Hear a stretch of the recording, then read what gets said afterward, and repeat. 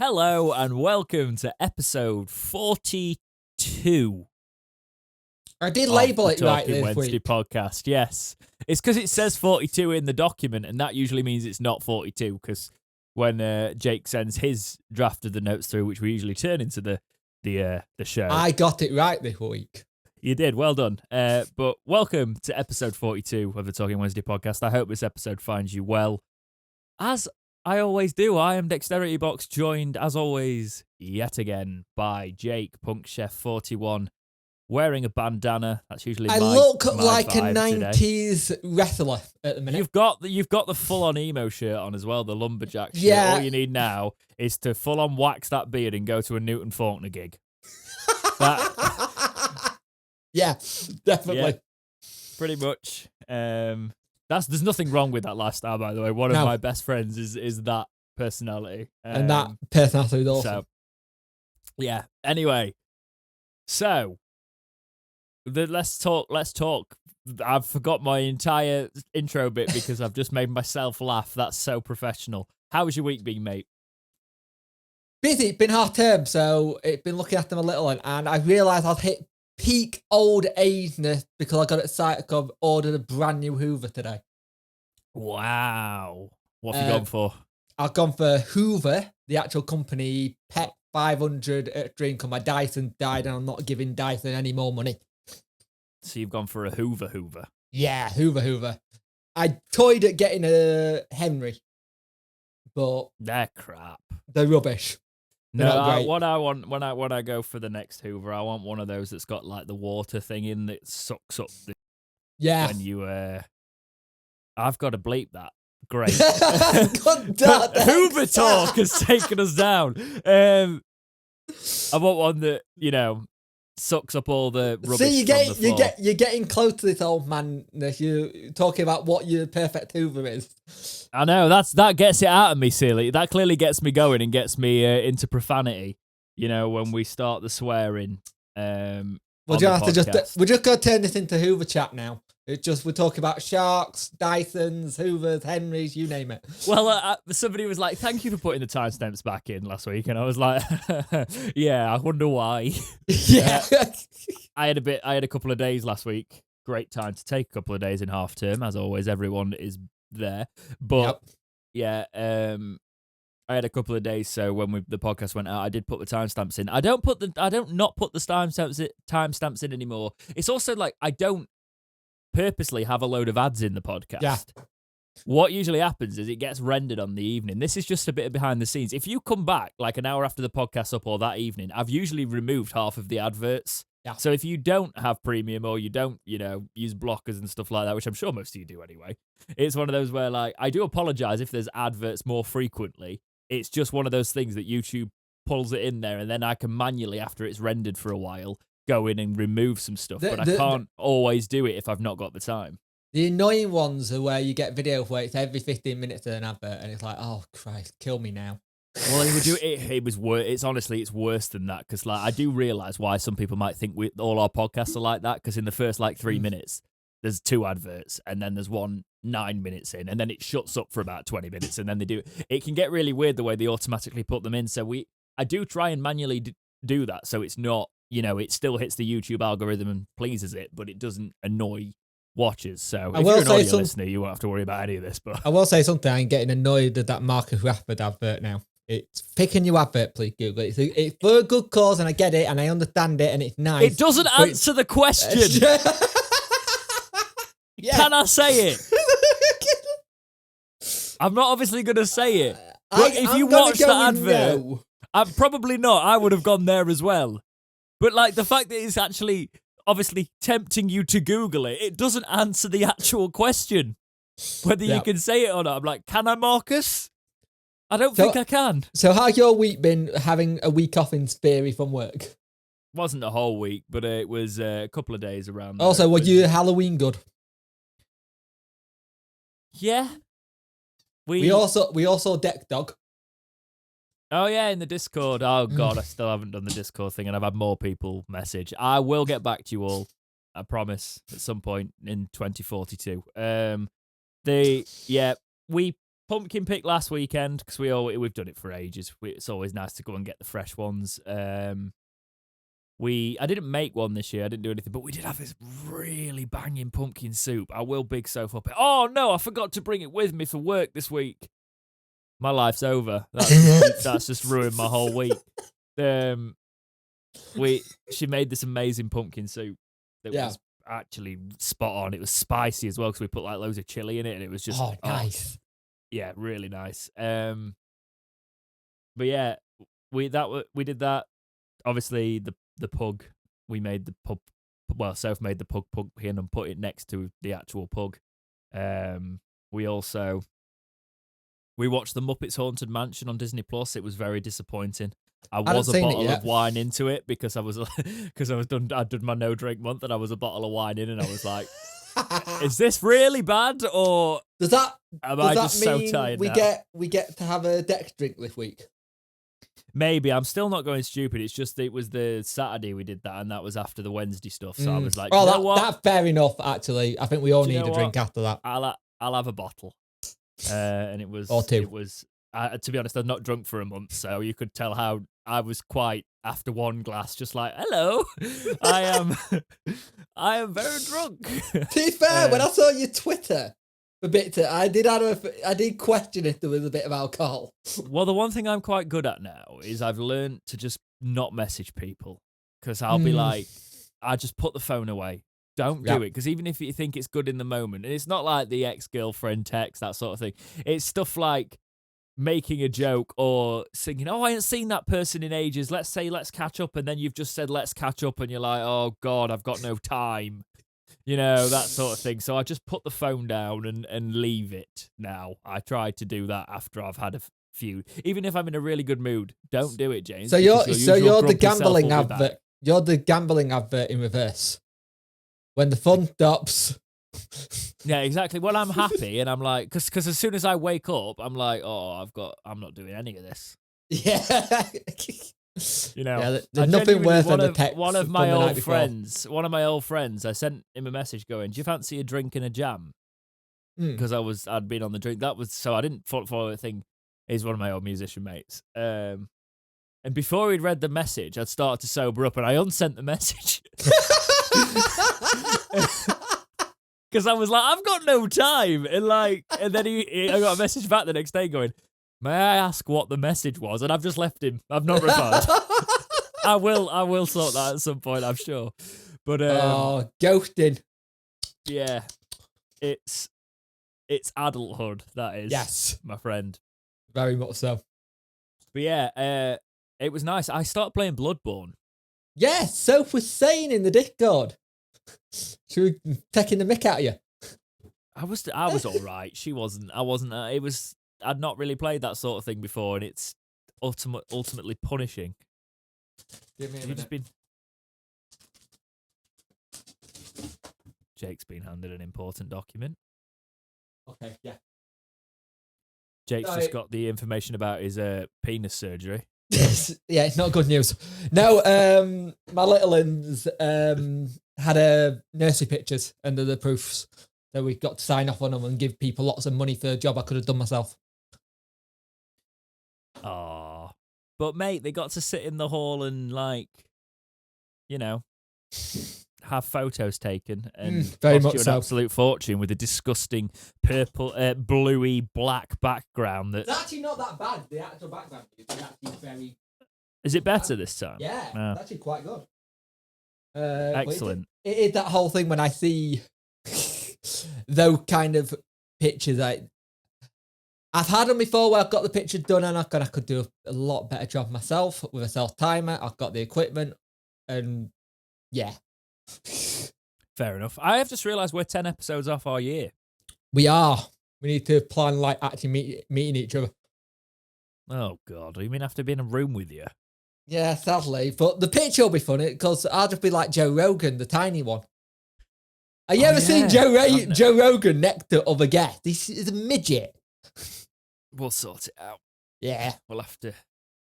I might. You do realise when we meet, that might be the end of the podcast, guys. We might not get on in person. Completely. Yeah. That's true. I mean, we do talk every day. Yeah. You're probably the only person I talk to every day other than Soph. Why do you think Sarah's nicknamed you my Monday wife?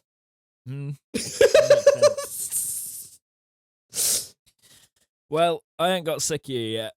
Yeah, that's good. Aww. I think my last has, so. We're in the honeymoon period, clearly. Right. Yeah, it was nice. Yeah, so I was playing Bloodborne, got my arse kicked. Was going to start some other video games, ended up just playing a bit of FIFA. Did the first stream. Yes, I saw that. It was very good. I was lurking. We did the Sheffield FC career mode, create a club. So we created Sheffield FC. And it was painful. Because we went for the youth objective and our players were rated like 49-51, which was excellent. The best part, watching you do it, and you go, oh God, I can't do a skill trick with him. No. I couldn't even pass the ball. No, if you watch that last match where I was in control and then it went so bad so quickly. Yeah. I was like 3-1 up and just watch the end of that on the channel where I stream. I don't want to say it because we're podcast algorithm, that sort of thing, but yeah, something that's, dot EV / dexterity box. I can say that one. But yeah. Speaking of the other popular place where people video game. There you go. Yeah, let's talk about some more housekeeping. Tuesday, this podcast is going to die on its arse because it's going to go out at 5. And then at 7:45, I'm going to be streaming, so the algorithm is just going to crush it, which will be excellent. But I am going to stream the Sunderland match. Now, obviously, it's at Hillsborough. I think it's the first. Is it the first Hillsborough game I've streamed? Yes, I think it is actually. Yeah, possibly. So, to be fair, this is only getting streamed because it's a Tuesday rescheduled. It's a rescheduled game. But it's on Tuesday night. So yeah. A lot of people question if it was going to actually get the iFollow treatment because it was at home. Well, last time we played Sunderland, I think I vlogged it. It was that long ago. Jesus. So, very different. I was at a very different stage of my life back then as well. Yeah, I can see the grey hair just appearing just to the side. Well, I mean, to be fair, the hair was up here. Yeah, it was when you were having the poof, wasn't it? The quiff, the magnificent quiff. Thank you very much. It was an excellent quiff. To be fair, I don't think you're going to hit that target, so you're happy to keep your long hair. Yeah, I know. The channel is, in some ways, the good thing about it, the growth only slowly rising every week now, rather than the numbers it was pulling earlier in the year. You were getting I'm worried. Probably not going to hit. I was like, how much do I want 5,000 subs? Yeah. Not back to quiff levels, but no, it would be nice to hit 4 by the end of the year, which is doable. But it's also a case of slow. It doesn't. I tell you what, if Darren Moore gets sacked, I'm hitting 4,000 subs. So there's a double-edged sword there. Yeah. But we'll see. We're going to talk about all that obviously as we get into it. But yes. Let's get into the podcast. The Talking Wednesday podcast, where we talk. Oh, we do have a review. I'm so used to not having reviews. We've got a review. More housekeeping. How long has this podcast gone before we're actually going to get into anything? 23 minutes. Strap yourselves in, boys and girls. In for a long one. So this one is from Will Be Partaking, who leaves a review and says, "Keep up the good work, chaps." That's the review title. 5-star, obviously, over on Apple Podcasts. A good-humoured and balanced look at the goings-on behind our beloved team. Smiley face, thumbs up, chocolate biscuit. Wonderful. So I appreciate that one, Will. That's a lovely review. And it's nice to have a review for the first time in absolutely ages, especially on Apple Podcasts. So if you want your review read out on the Talking Wednesday podcast, leave us a nice review on there or on Podchaser, either one, or any way you can leave us podcast reviews. If you listen to us and you go, nobody's reviewed them on that platform, I can leave a nice thing. That would be appreciated too. And then tell you what, tag us in it. Tell us on Twitter or social. Say, hey, I've reviewed it here. Can you read it out? And we'll do that if you're obviously not mocking us to death or the fact that I can't speak anymore and it's clearly rubbed off on me from Jake. Memberships available, Discord, all of that stuff, but blah, blah, blah, blah, blah. Let's get into the topics. The first topic today, equally as important as all that opening waffle, is Captain Nat writing in and goes, when do you think it's acceptable to put Christmas decorations up? Mm. I know. Now we have podcast quite. We have a tradition in our household now because I have a Christmas baby, so they always go up on her birthday. When's the birth? Oh, actually, don't say that on the podcast. No. Her birthday's in December, 2 weeks before Christmas. Okay, fair enough. So around then. Okay, so yeah, so you're a halfway through December person. Yes, I am. You can start getting the boxes down in the last week of November. Yeah, I'll accept that. If you can probably get all your stuff up on the 1st of December, and that's pretty all right. That does my head in. I'm gonna be really. This is gonna throw opinions. I'm not really a Christmas person. I'm not a big fan of Christmas. It's been something that's. There are so few joys in this life, Jake. Why don't you cling to the small ones we get? You had some of my Christmases. You'll understand why. Traumatic past. Yeah. Always love when you uncover that gem. A gem of trauma, right? Okay, so when we do that Christmas episode and I'm in the corner rocking, you know why? Sure, I'm going to say, should we move on and you're going to start weeping? But no, I think... Why do you think I've got a bandana? For me, 1st of December. Yeah. End of November, you can start getting the boxes out and decide what your plan is. Now, the real question is, when is the best time to bring them down? For me, I usually drag them down the first week of January. Yeah. If you've still got your lights in your window when it's coming towards February, you need your hard drive checking. Sort it out. I mean, I must say, when we were students, I think we kept a Christmas tree in the living room from December that year till June the next year.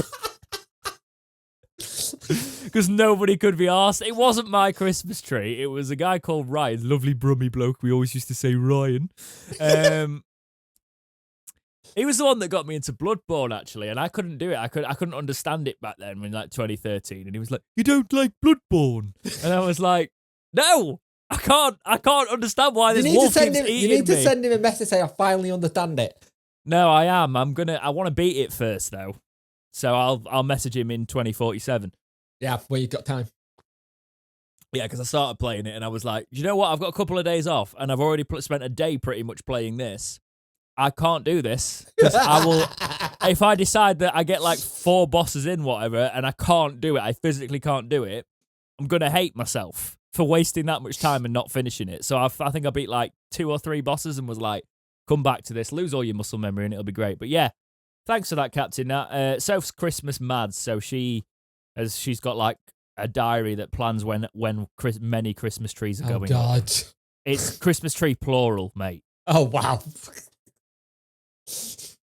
Yeah, it's a bit mental around. And she's like, well, when we get the house and we do this and this and this, we need this Christmas tree here, this Christmas tree here, this Christmas tree.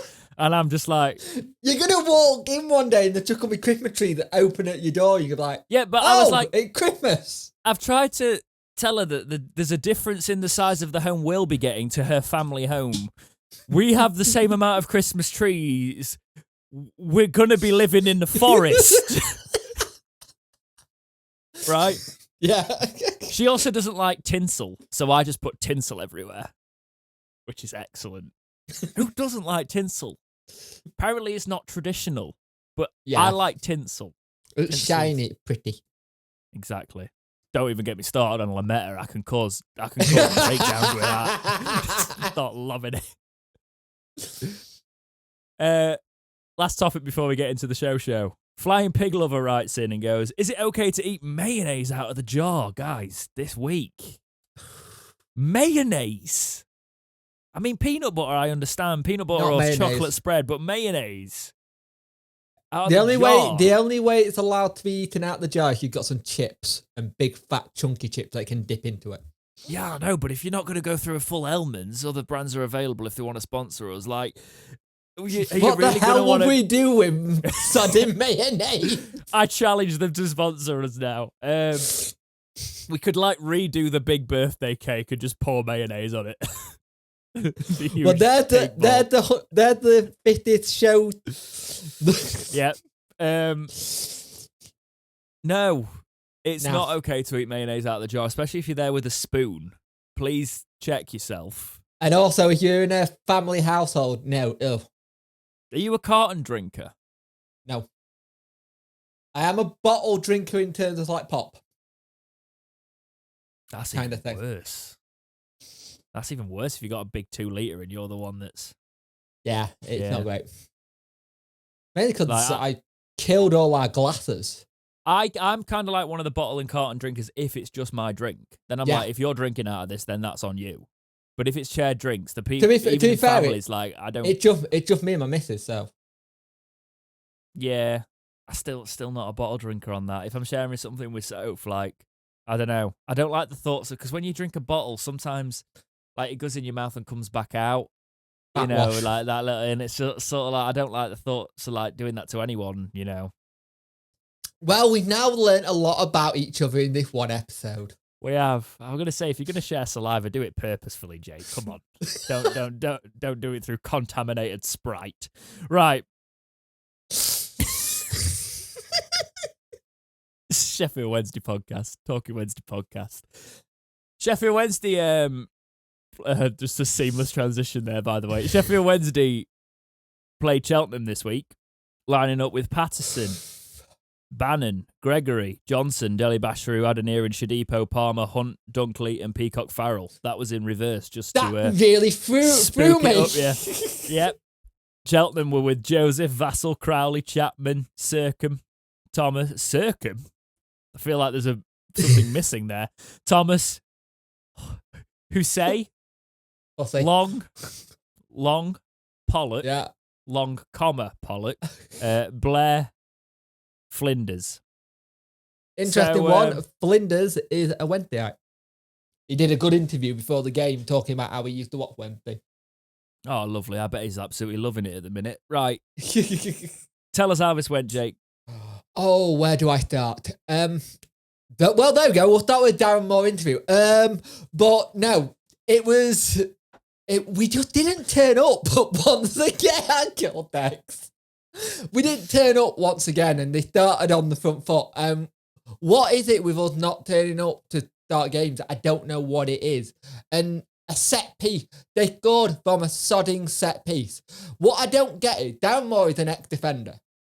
I would think Darren Moore would know how to set a defence, how he wants them to play. And we nearly went 1-0 down early door due to Bailey Peacock foul not getting the ball properly. Yes, he was fouled, but he did let the ball go and they could have been 1-0 up there. We got back into it a little bit in the second half and started to look a little bit better. We actually got to 1-1, a very good header if you've seen it by Dunkley, turning and twisting his body around to get it. And we then took the lead. And then we were all like getting really giddy and excited that we took the lead and we're like, oh, this is going to be the time. Are we going to actually do it? A Blair own goal. And then 10 minutes in near the end of the game, 90th minute, Blair goes and makes up for his mistake. Make it 2-2. And you just sat there going, we shouldn't really expect anything left now because it's getting ridiculous. He did bring Corbeanu on. Corbeanu looked okay, but he's nowhere near the finished article. He did try an overhead kick, if you've seen that. No, I've watched it all, but as I said, I didn't go this, I don't know if I've said, but I wasn't obviously at Cheltenham this weekend. Yeah, I've watched the whole thing. He tried an overhead kick, which was audacious at best, but you can now see why Corbeanu isn't getting into that team, for me, personally. There's a reason why he's not getting into the team. And it's what I was saying, Patterson looked okay, but the one thing that this game keeps showing me and what we keep having, we are so slow. Our build-up play is so laboured. And you look for their second goal. Where is the midfield? Because it's non-existent. It's not there. They just bypass us. No. And I will say, like, on the Saturdays where we've been away and I've been working off, for this example, we were in Salford. We were going to that, there was a Van Gogh exhibition. I saw that, and we went and enjoyed that because we don't really get Saturdays that aren't either football or thingy. And I'm so glad I didn't concentrate on the football. Because when I have been doing that, or I've been checking things in work, there's only been a couple of matches, but every time it's been one of those where I'll check it on like the 60th minute and we'll be winning. You can see Twitter. Twitter literally goes, "Oh God, we can do it," and then you see slowly there he goes. I get the little. You know when I'm not. You know when you're not at a match and you've got the iFollow updates. Yeah. Right, and it'll be like, "Oh, Wednesday 1-0 up," and I'll be like, "Excellent." But I know now every time. By the time it gets to full time, we could even be 83 minutes and Wednesday is still 1 ahead. Yeah. As soon as it goes, I check it just for full time. It's an equal score. We've bottled it. That being said, we are 6 unbeaten at the minute. It wouldn't be that bad if these were wins. That's the thing. The draws. That's kind of like the understatement of the year, though, isn't it? It is. But we are 6 unbeaten and we are near it. But this just needs to change. It really needs to change because we can't keep doing it. One of the things I liked at the end, the interview Dunkley. And you could tell Dunkley was disappointed. And the thing I liked, and some people have picked up on it, some people haven't, he said the players were rowing after the game. Now, some people might see that as bad, but for me, that showed me that they give a damn. The fact that they're getting annoyed and they're rowing with each other showed that they want to put this stupid thing to bed. Because I'd be more annoyed if they're in there, it's like, oh, well, we got 2-2, we'll just go home. You know what I mean? Yeah, they're very aware of it, which is why I'm not like one of those that's constantly piling on. It's very obvious, right, what the situation is. If you're looking at the stats, if you look at the stats alone, like we had 15 shots the same as Cheltenham. Yeah. Right? They had 6 on target, we had 3. Yep. We had more possession.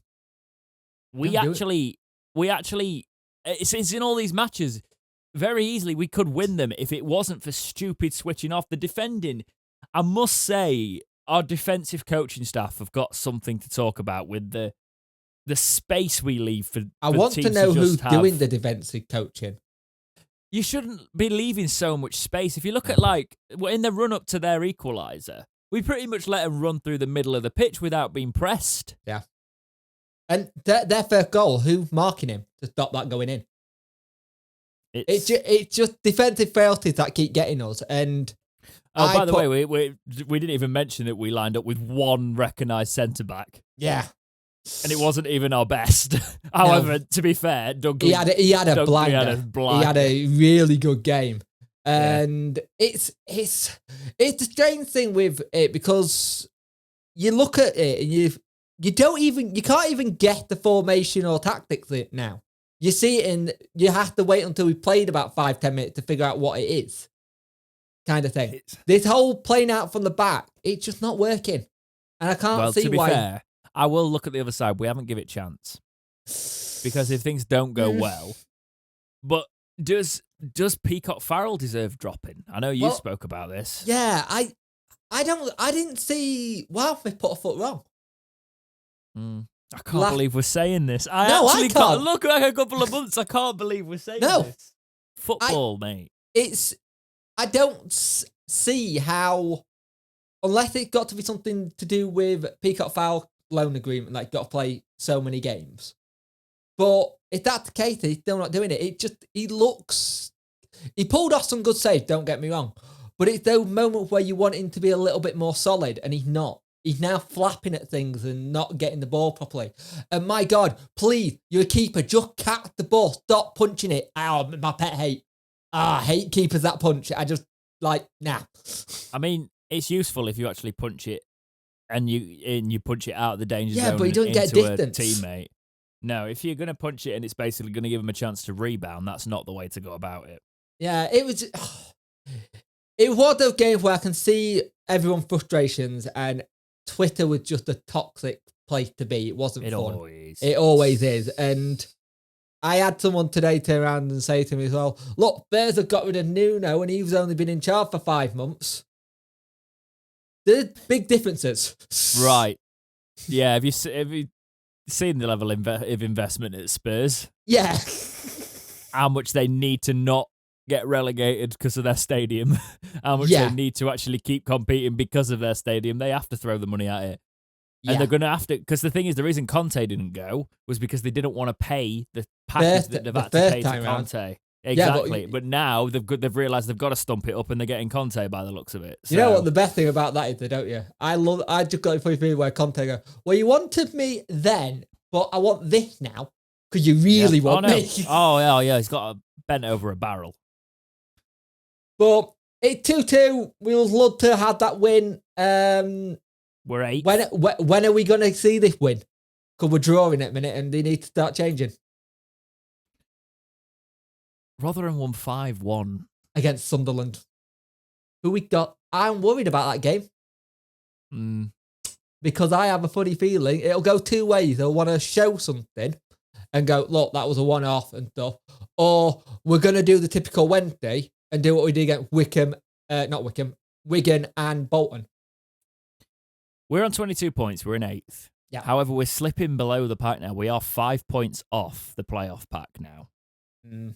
And a win would only put us in 7th, joint on MK Dons.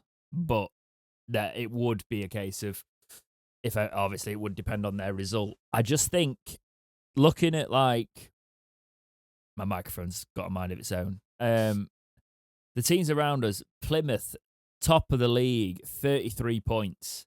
Wigan, 31 points. We beat Wigan. Yeah. Wickham, 31. If you're going for that automatic chasing, we should have about 8 or 9 more points now. Yeah, already. And that is points dropped from those positions. Well, 10 points was lost, isn't it? Unbeaten in 6, right? That is very solid. But we need to start turning them into wins. Yeah. I must say, though, I do like being on this side of it, rather than us getting battered every week of being angry that we're not winning, because that was demoralising last season. It was. And I know we're in a league below, but it's nice to be like, no, we should be the team that's battering teams. That just holds that thing because everyone wants him to pick a solid formation, go for it. And I will give him the benefit of the doubt. We've had an injury back line that's not been great. Like I said, one recognised centre back, and we're having to mix and match the rest of it. And injuries seem to happen at the wrong time for Wednesday every year. But we need to get more out of our strikers. I want to see Berahino step up a bit more now. Yeah, I think we need a miracle. No, we don't. We just need organisation and people to not switch off. Yeah. Let's talk about League One as a whole. So the most recent results are this: Charlton 4, Doncaster 0. So Charlton are turning it round. Portsmouth 1, Bolton 0, Gillingham 0, Accrington Stanley 0, Wigan 2, Burton 0, Oxford 3, Morecambe 1, Plymouth 2, Ipswich 1, Rotherham 5, Sunderland 1, Lincoln 1, Shrewsbury 1, Crewe 4, MK Dons 1. No, all the way round. MK down 4, Crewe 1. I thought it was as well. Be having words with my admin. Cambridge United 1, Wimbledon 0. That's correct, right? Yes. Fleetwood 3, Wickham 3, and Cheltenham 2, Wednesday 2. Just a little bit, if you're going on the whole, if we go on a run, look where Ipswich were a couple of weeks ago. They're just underneath us or climbing now. They're like mid-ish table. You can get on a run in this league. You can make the ground up. You can. And it's like a lot of people were talking about the Charlton thing. Charlton could look like kicking on now as well, couldn't they? So we'll have to see how they. And your prediction of Donny could be coming true with your thing.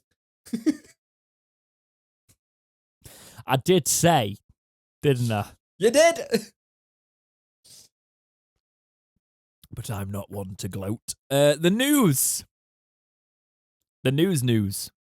So the Wednesday players came out as very angry after the draw at Lincoln.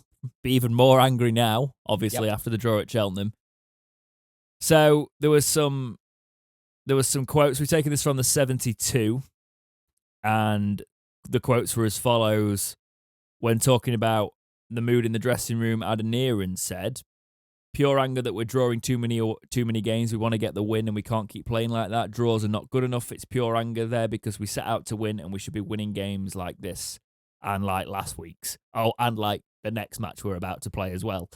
So the players know it. So following from what we said earlier, the players know it. And Lee Gregory also was talking about on Twitter He said on Twitter, tough week results-wise, should be sitting with a lot more. These draws need to be changed into wins now. They know it. Yeah. Everybody knows it, right? We're And not going to go before and talk... people go on the whole, like, wait, Darren Moore, we've had this problem for a good couple of seasons now. This isn't a Darren Moore thing. We've had this issue where we're struggling to do this anyway. So it's an easier scapegoat to put it on Moore. Let's put it that way. 2016, anyway, and actually come from behind and won. 2016 away, 2019 home. That's disgusting. Not good enough. This might help. Sheffield Wednesday have brought in a psychologist to help team mentality.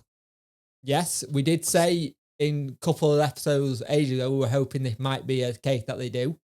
And it's nice to see that Darren Moore got like kind of thinking to go, right, we can do this and try and see if we can sort some of the players' heads out. Because there's got to be something there that we can unlock to get it out of them. I don't know, hit him aside the back four or back three, say, hold on. Well, he was speaking to the Star. Darren Moore said, we have got one. I felt that it was right to bring one in this year. I might have paraphrased there.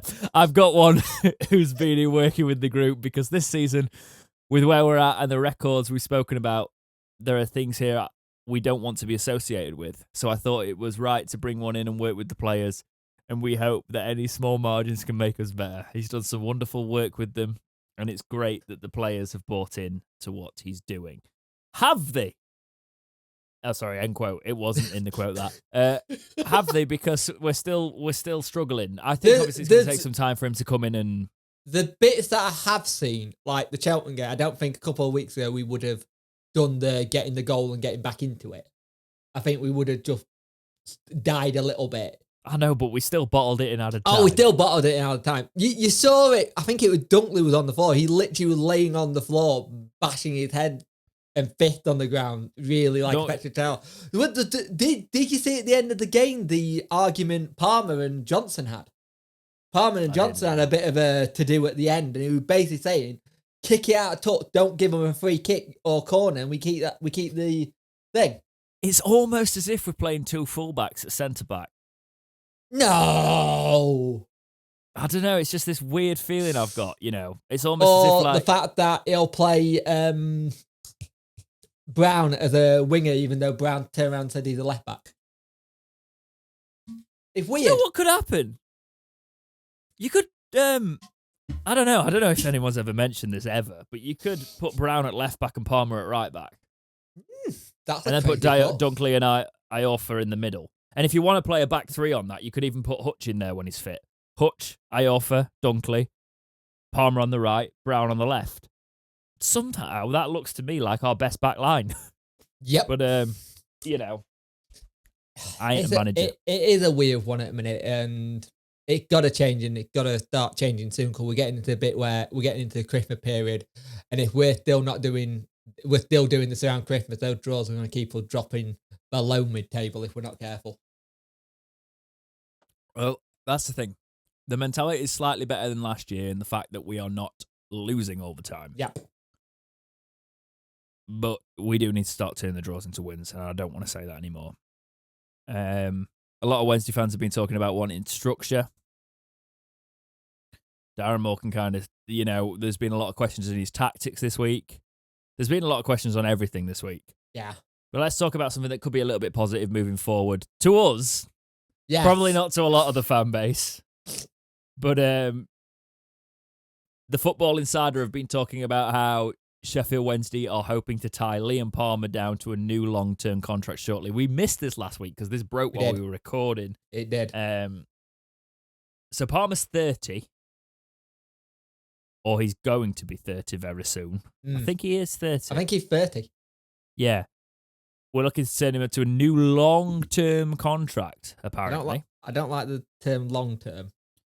Yeah, that is in the headline, long-term contract. I assume it's going to be 2 years. I could do 2 years. Yeah, he's 30. He'd only just turned 30 as well. 2 years for me. Give Palmer 2 years. Yeah.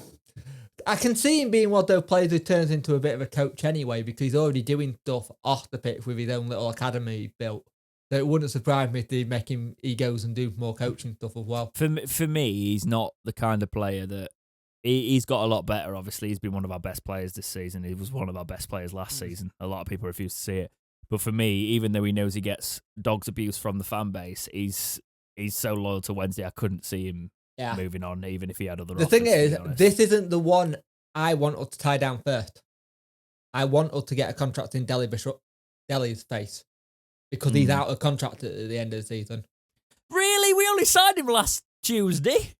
I believe he's out of contract at the end of the season. Let me check. I thought he signed a 3-year deal under Monk. Pretty sure it was a 2. I could be wrong. I've been known to be wrong before. Yes, you have. Shut up. Is it a 3-year deal? Hang on, I've got his brother up instead. I forgot the 2. So, yeah, I'm going to try and fill the space here as he finds things to save me from many editing tasks. But as we know, Monk did sign Deli Bashiru and then refused to play him. He signed him in 2020. Yes, but I'm pretty sure it was a 3-year deal, which would actually work because it's been that. No. When did contract out? June 30th, 2023, you're right. I thought it was 2022 because I'm going on past history. I just remember thinking, why have we signed an academy kid for 3 years? Yeah. At the time, that's why, so we're fine. Well, to be fair, if he keeps doing well, certainly looking at someone putting a better deal in front of him then. Oh, no, yeah. Oh, you do. At the end of the season, we need to renegotiate with him because he's going into the last year of his contract. That's just clever business. But Palmer, he's probably going to end his career at the club, more than likely, I say. He needs a testimonial. There's a lot of players who need a testimonial, though, well. Not just Palmer's definitely one of them, though. Yeah. Yeah. Oh, definitely. Because I think once we got Palmer's deal sorted, we'll probably be looking at Patterson's as well. Because they've been talking Patterson getting a long-term deal sorted as well. What do you feel about that one? I still don't know where he fits in a Darren Moore team. That's my only issue. He's a good player. Anywhere he wants to put him, pretty much. He hasn't played in net yet. Shall we try that? Can he play centre? Can he play centre back? Yes, he bloody can. I'll say this: please stop opening your bottle. Just leave it open. I can't because of my fits. Please open it as far away from the microphone as possible. I'm sorry, audio listeners, if the gate's not stopped. I think it's only going on your mic, not mine. This one. Okay. It's annoying me, so hopefully it's not annoying you as well. Right. Darren Moore has opened up on Sheffield Wednesday's transfer window in January. Very bold to presume that he's going to be here, but I think he will, to be honest. Yeah, I can't see it. They're looking to bring players in. He spoke about, he was speaking to the Examiner. This is where some of these quotes are from. He said, unquote, "I've got a firm belief in these players. It's me and the players, and we will turn this club around and get the club moving in the right direction." When we were talking about stats and data, we're not talking about the season. We were talking about 2 and 3 seasons. We need to change the mentality of this place. And I've come to this football club and doing it. That was in the same interview. He talked about saying it's too early, way too early to talk about the transfer window because there are so many games to go before them. But he's talking about we'll be having those talks on January pretty soon. I will be interested to see if that's in person with DC or not. I think he'll be back for it. I think he would. Apparently, the work he said that the work started already. That basically is the one quote we needed from that entire article. Yeah, the work for January started already. Or the work and there's also still talk that we're not going to be able to spend any money. Yeah, it's looking likely we're not going to be able to spend any money. I think we're under a transfer embargo by the league. What sort of embargo? We knew we were under an embargo anyway, right? Yeah, but we never got it confirmed by the EFL. It was sounding like when it first happened, it never got confirmed by the EFL, or I haven't found anywhere saying we're under a transfer embargo. Yeah, so I'm wondering if it's Chansiri putting it in a self-embargoed kind of thing, or it's there, we're just not saying it's official. We might be. It might well be an embargo, in fairness, or some sort of transfer suspension rather than a.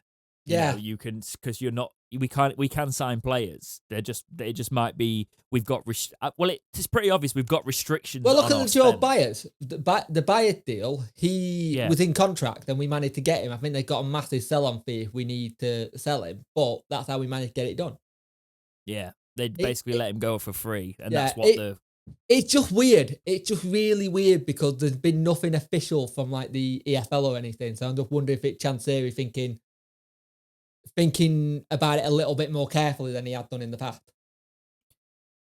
Maybe, because we are linked with a player again who we've spoken about in the past, and it's Mendez-Lang. So Nathaniel Mendez-Lang, the Star, have been reporting that Wednesday you're going to go back in for him. It would go to that again because he's a free agent. Yeah. Now, we spoke about him in the past. If you are a long-term viewer of the podcast, you will know we spoke about it when he was first linked. He's now a free agent, obviously, most recently being at Borough with Warnock. Yeah. He's 29 years old, and he's a winger, and he can also play wing-back. So I think... That means Darren Moore going to play him as centre-back. Yeah, or in net. But who do you think... It would make sense. What do you think in terms of this signing? It would make sense in the term that he will be the player that he wants, that he got with Johnson to play that role. He wants that wing-back role, and Johnson can do it, but he's not very good at getting back and defending as well as he could do. So it will make sense, but then where do you put Johnson? In the cafeteria. But you know what I mean? It's a weird one. It can make the protein shakes on the side. I don't... For me... If you're going to get him, you get him now, and then make sure that he's match fit for like December, back end of December. I've not seen enough from Johnson to say that we shouldn't replace him with Mendez-Lang, to be honest, mate.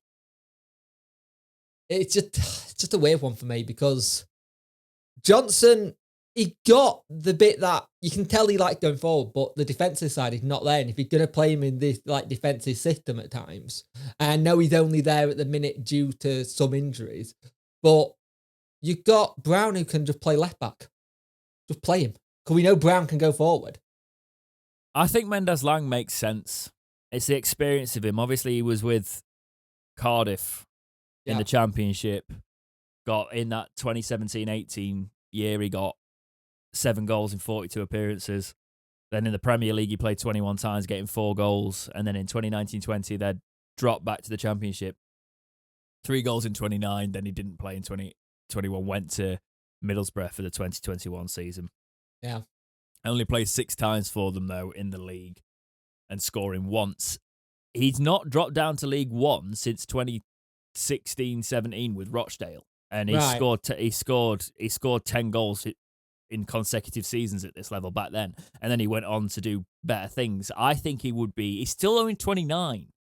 I think he'd be a good signing. I think we can't make signings for actual money, as we've been saying, and has been the case for Wednesday. Somebody with this sort of experience who actually has been in League One before, but has also been able to do it at the step up. If he comes without the attitude, right? But he's been a Warnock-style player. He's played with Warnock for a long time, so I can't see him coming with any sort of attitude, because you don't have that and play for Warnock, really, do you? You get quickly booted out of a club very quickly. Exactly. So the fact that he's constantly gone back to Warnock would suggest that he would actually do quite well under Darren. Darren Moore seems to do well with that sort of player as well. Yeah, and it's not like we've not been tracking him. We looked at him in the summer, and we're probably still constantly checking. We're probably actually still talking to him just to find out where he is with fitness as well. The fact that we're talking about it, just say... The thing is, for me, what we desperately need in January is a CDM and a centre-back. But I don't know how we're going to get them on freeze. Well, we both know that Darren Moore is enjoying putting his fullbacks at centre-back, so this could be... I know we joke, but I could see it, you know. He could end up slotting him in at centre-back. He will fit in that left wing-back that we desperately need. We need a natural left-back, a natural left wing-back, and if he would fit that mould and be able to perform better than... Because Palmer is our best right back. He should be at right back. Hunt for me is a good bench player, but if you can put like Mendes Lang at left wing back and have Palmer on the right, you could even have overlapping fullbacks with that for me, and it would actually be a pretty decent side. Put Shadipo in front of Mendes Lang, have them overlapping. Right hand side, we could have. He's probably going to play Patterson there, isn't he? But you could have somebody even like Corbanu with the trickery there, but have Palmer overlapping with him. Yeah. It's an interesting. It depends where he plays him. If you're gonna play him as a left wing back, it makes sense a lot of sense. And a free agent 29, like you say, got the experience, and he had a really decent cross as well, kind of thing. Because the one thing Hunt got, he may not have the leg, but he can get a good cross in. Now the only issue we've got, if we can take as many crosses as we like or corners, we don't do much with them. So we need to be working on that a little bit as well. If we're playing this 5 as well, right? And we're not playing 3 up top with it, if we're still going to play 2 up top and not have overloading with the wings and not have overlapping fullbacks, you need your wing backs to actually be proper wing backs. Yeah. So you need somebody who's a bit more natural in that. I'd take him. I'd take him. I think this is one we will see happen. And I know a lot of people will talk about his personal issues, and we're not going to go into that. But at the end of the day, Darren Moore is that kind of manager that will take a chance on something, knowing what their history is, and probably make them quite decent. Have you seen our side recently? Yeah, some of the side is with me. We're not going to go into that side of it, but we need players that can do well at this level. And I think if he can work for the manager and he can work for the club and he can actually pull on and put a shift in, anybody who's going to help this defense at the minute, even though he's going to give us a bit more flair and potentially bag us some goals, Yeah. I'd be quite excited about this one at this level. If he's still got the hunger and he can get his fitness there, Mendes Lang would be. At the end of the day, he's a free agent and a club's looking at him. If you're a footballer, you take whatever you can get. At this moment, well, he's not been snapped up recently, has he? No one else has looked at him and got him. It's that kind of thing. There's no championship club that came into him as a free agent. So are we the best that can get for him? You know what I mean? You might as well go to somebody if you've got, a team that you think you'd do quite well at and you get into their side, So he's free. And we need free players. He fits our model. As long as he doesn't breach his contract, we'll all be good. A year's... it'd probably be a deal till the end of the season and then see what happens. That is a complete win-win. It'll be like a 6-monther. Yeah. If why the Berahino deal makes sense. It's only till the end of the year. Yeah. See how they get on. Yeah. And then move on. Mendes Lang, probably going to happen. We'll see what happens. Okay. We've got to talk about this because it's been written in again many times. Yep. And it's potentially one of those that it's going to be even a bigger thing after fixtures have played and Wednesday keep bottling it. Is it time for Darren Moore to go? And I knew the first topic was coming on it at some point, but it still feels weird because it doesn't feel like he's not had a transfer window. He's not going to get a proper transfer window in January. He can't spend money. But it's been written into us time again. I want to look at this side of it from Callum first to start. Callum, David George Breeze writes in and goes, although Moore's football and tactics have been questionable this season, do you believe sacking him will do us more harm than good? Some fans cite Jones taking over Megson, but this is a new football team that does need some time to gel, and brackets as the saying goes. Also, we hear a lot about chopping and changing being one of the areas Moore is bad at, and this contributes to the poor football we've seen. Yet those calling for his head don't seem to be fans of consistency either. This is a point of it I wanted to look at here. We're talking about the managerial merry-go-round and the chopping and changing it. That's a great point about the hypocrisy of consistency here. Our fans at the minute seem to want to just bring a new man in. Who? Ryan Lowe. Ryan Lowe is not going to come here. Because I've got to be honest, I look at the list of managers available. If you look at the likes. Two on it we've had already. Yeah. I know, and McCarthy keeps doing the rounds. McCarthy will not come anywhere near South Yorkshire. That is, it's a well-known fact. He will not take any jobs in South Yorkshire. He's got family here. There's history. He likes Wednesday as well. That's the thing. Yeah. He's got quite a report. I reckon he would have taken it if it wasn't that side of it. But Yeah. Ryan Lowe's not coming. I'm sorry, get that out of your head. You can keep thinking, oh, well, we got money. Well, money doesn't mean anything. Do you know what I'm getting? Do you know what's getting me? And it's the well, we're the bigger club line. Right. But that we've seen time and time again, that doesn't mean anything anymore. No. Because because they're at the top of the bloody league. He's built, not gonna. You look what Lowe had done with Plymouth. He got a season where he managed to build something. Yes, he got good players, but he built it. Now he built it, he's seeing the rewards. This is what Moore's trying to do with us. He's trying to build it so we can see those rewards. And the thing is, all these people saying chopping and changing, then can you imagine how much money we're going to have to pay everybody who Darren Moore brought in? So we're going to another writing here. Alex Lee writes in and goes, "What do you now think on Darren Moore? For me, 2 wins in 11 is nowhere near good enough. Top 6 is pulling away slowly and looking like..." I'll start this again. "What do you think now on Darren Moore? 2 wins, blah, blah, blah, blah, blah. Top 6 is pulling away slowly, and looking at Charlton after changing manager makes me want to do it more. I was 100% behind the manager and staff, but this just isn't good enough." I can see both sides, right? There's a big true. difference. There's a big difference, though. Charlton have gone for a manager who's a club legend, who knows Charlton inside out. He's already been in the system. So are you saying bring Megson back? I'm not saying bring Megson back, no. Because that's what some of the fans are saying as well. You're talking legends. What I'm saying is he's a player who knows the infrastructure that's already set there. Because I understand it, but you also, what are a lot of people's expectations this season was, like a lot of us, we want to be up there near the top, go straight up. Hull did it first time around last season, but there's a lot of clubs who have come down who are still here. Sunderland, Ipswich, Charlton, Wigan, they're all still here around it. And the thing is, you really want to do chopping and changing like we did last season. Last season, we chopped and changed so many goddamn times. But Jay, it's not getting better. No, it's not getting better, but the problem is, I don't see who better will come in. That's my thing. Out of the list of available managers, who would you bring in? That's my thing too. That is the side of it I've got here, because there's nobody I'd bring in that had come. Ryan Lowe would be a shout for me with his performance, but it's because of his performance that he ain't coming here.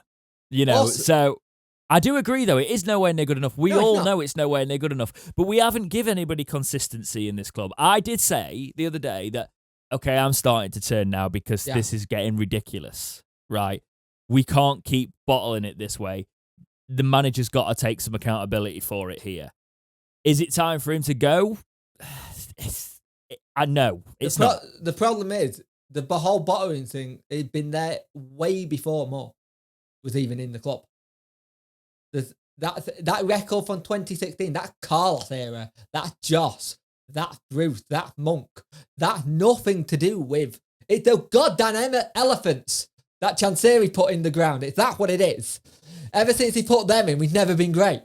But it is this whole situation. I understand people's frustration, but if you keep chopping and changing, for years we were talking about we want a consistent manager and consistency key. We got that under Carlo. We were very lucky for a good couple of seasons where we had that consistency. Since then, we thought we had it with Bruce, and then that backfired. The thing is, you keep chopping and changing. Who are you going to bring in? You either do what Charlton have done and you bring in from within. So you're looking at either Lee Bullen or Tomo again and giving it on full time. I saw people saying bring Lee Bullen in, and I was like, I'm leaving the internet, right?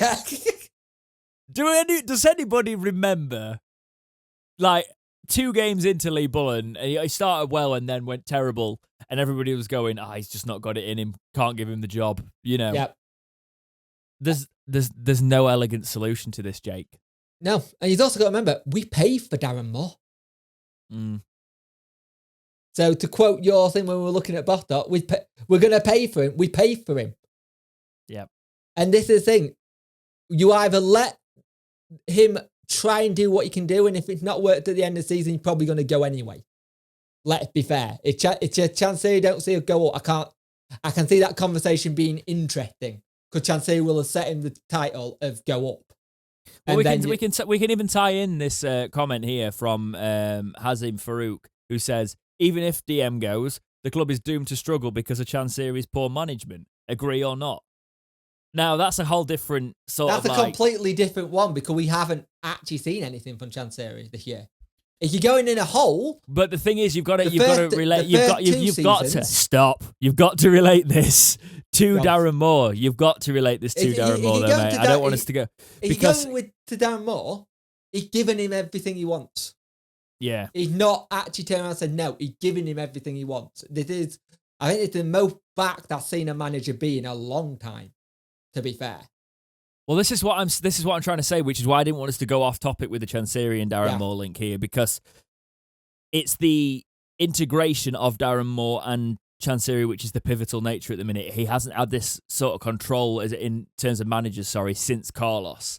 So you talk about poor management. Chansiri's strategy has changed throughout managers. We've gone back to probably the best strategy that worked, letting the manager do their bloody job, right? Yeah. So you're talking about poor management. People are forgetting, yes, we had our biggest budget, but we had our best times under Chansiri. He's trying to replicate that with Darren Moore on a smaller budget and on a much more confined nature. So for me, Chansiri doesn't even really come into the question here, because even if Chansiri goes, and we're talking about Darren Moore sticking around, there's nobody else to come in. At the minute, there is nobody else, and we've already poached one manager last season. And I did find it funny with people going, Chansiri go, Moore go. It's like, right, you want the manager to go, and you want the person bankrolling the club to go. That what? I understand the frustration, but it's not time yet. Now, he probably got till Christmas. He may get the season, but we're just not in a very good position in general. Let's be honest. We have got no backup plan. What's that, Dex? The Talking Wednesday podcast of the Equalised. Well, it's one of those where a lot of people like to moan and not offer solutions.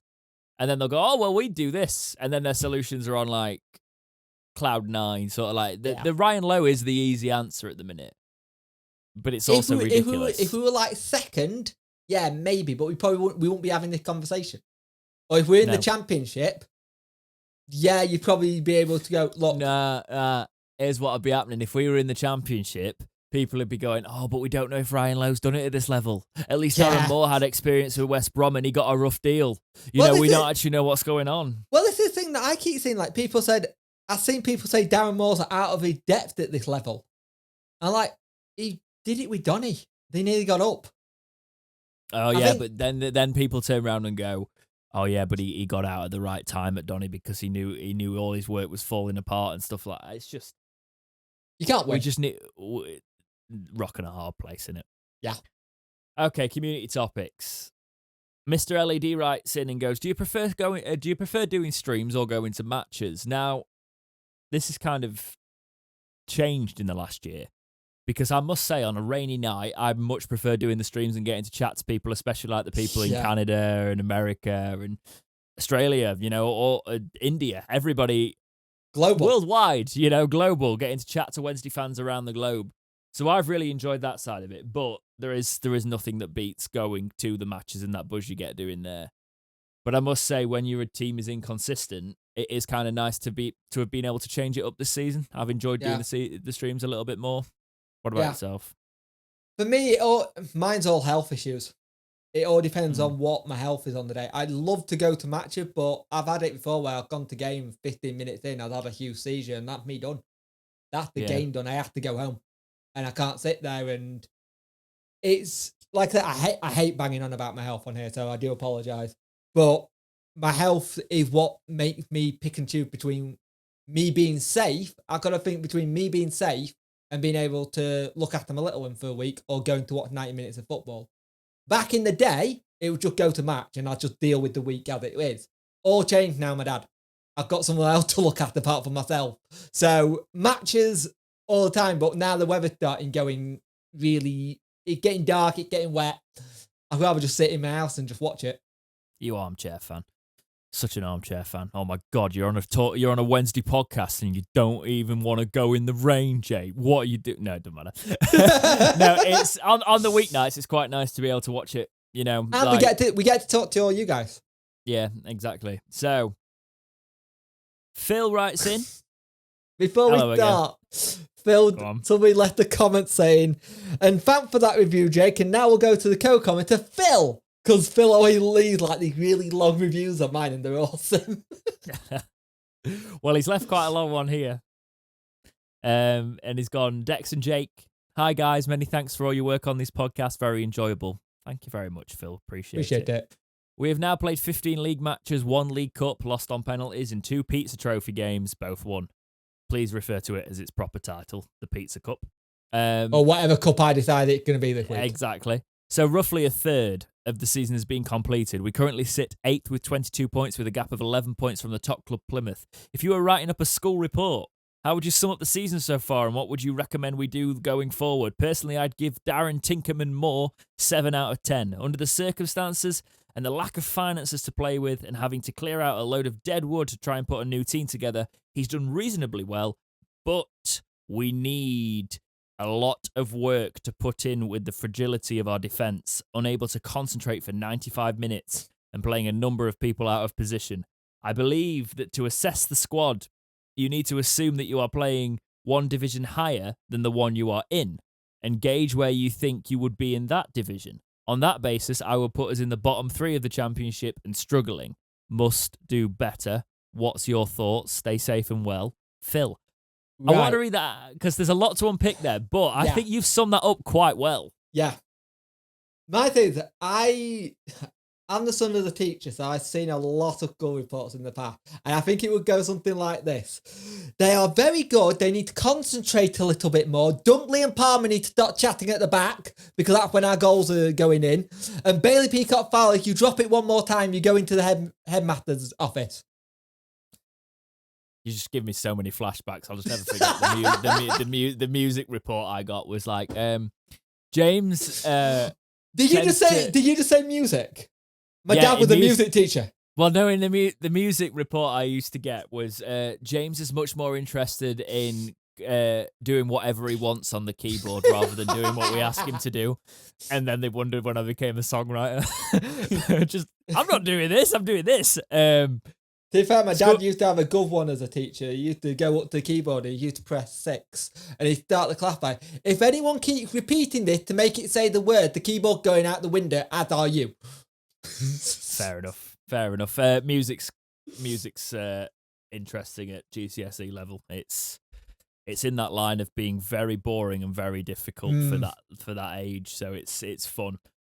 It's fun. I never did it at GCSE, actually. There's a reason I didn't. I did technology anyway. But anyway, as you were saying, the football side of it, I didn't really want to comment on it because you've got it, mate. We would be bottom 3. We would be struggling, definitely.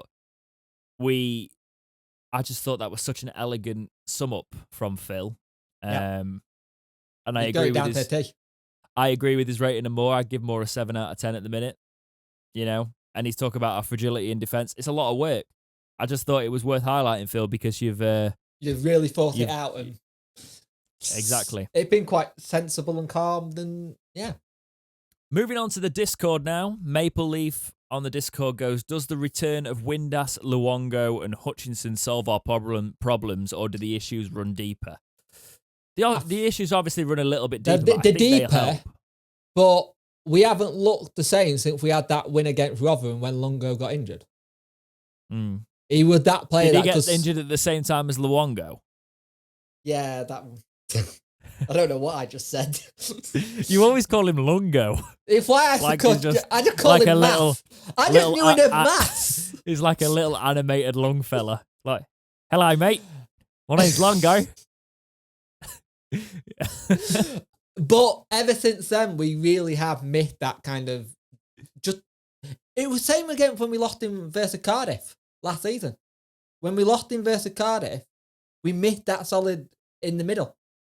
And it's just a shame that he can't keep fit. Hutch will be good to just keeping us a little bit more defensively solid, and Windass, and I'm going to get poo-poo for this. It'll give us the pace we need straight away. I'm not saying anything. I think it'd be an excellent return for the very slow Windass as has often been touted in Jake's land. Right.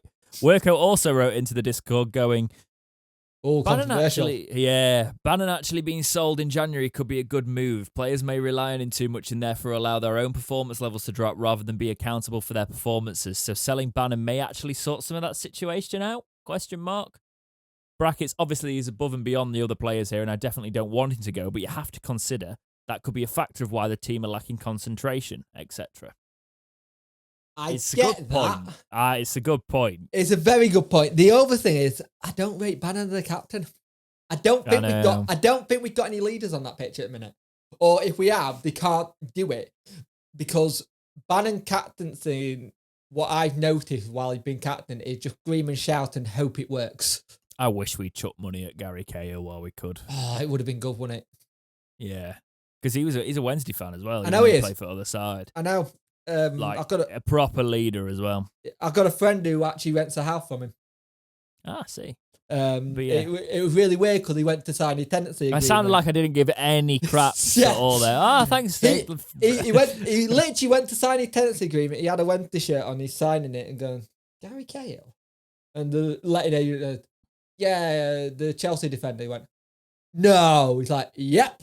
My landlord, Gary Cahill. Like, yep, I better not mess this house up then. What does he need to be a landlord for? I bet he's rich already. But anyway, the Bannon situation reminds me a little bit of the Steven Gerrard situation in a different level because everything used to go through Gerrard. When Gerrard left, there was a bit more variety in the midfield. A lot of people stepped up a little bit more. And I just feel like maybe we got that a little bit with Bannon. He's too reliable to some of the players who we got there. Even though you just need a solid CDM. Like when obviously Henderson came in, he was more of a CDM than Gerrard was. Gerrard was the man that did everything. So if you look at the Liverpool analogy you just made there, Henderson's a worse player than Gerrard. Yeah. But the team wasn't reliant on him and he was a leader. You need a leader in that midfield that's more defensive based. You need Semedo. Yes. We never really replaced Semedo, have we? What would you say to Dunkley getting captaincy? He's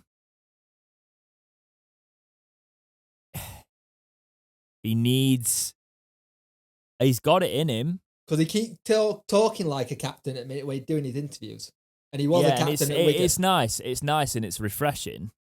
But he's also got to have that...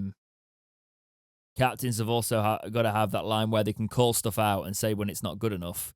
But I've also got to have that line of being able to paint the club in the best light as well. Yeah. And I think that's why he probably won't be given the captaincy because he very much he likes the Twitter spat. Yeah, that's basically what I was edging around. Yeah, do you know what? Which actually I quite like, but I don't think he will get the captaincy for that. A good reason. one for the comments. Who would you like to see a captain? If it's not Bannon.